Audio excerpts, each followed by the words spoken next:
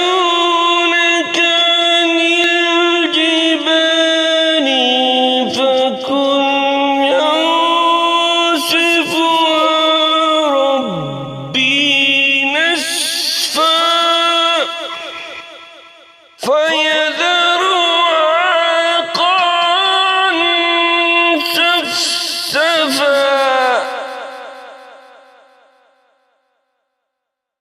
لا ترى فيها عوجا ولا أمتا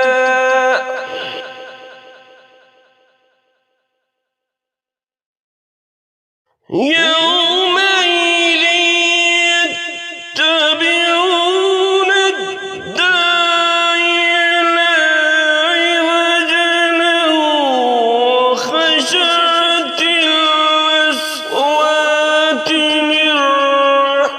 للرحمن فلا تسمع إلا همسا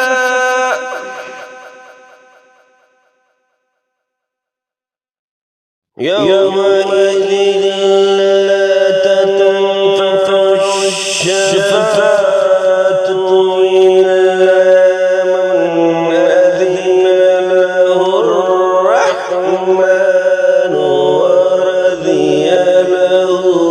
قولا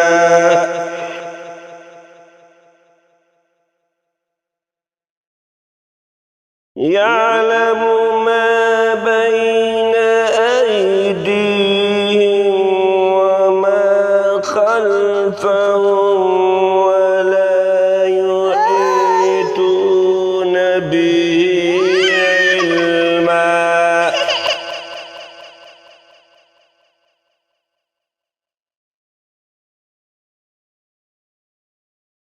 وعنت الوجوه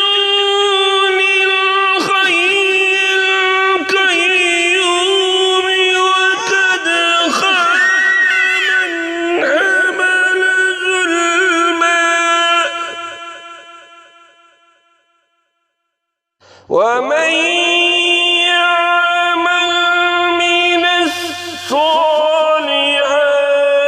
وهو مؤمن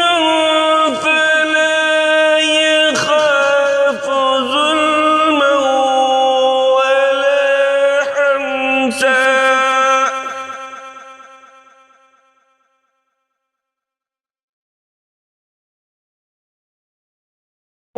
وكذلك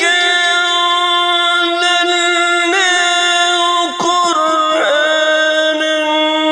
عربيا وصرفنا فيه من الوعيد لعلهم يتقون أو يحدث لهم ذكرا فتعالى الله الملك الحق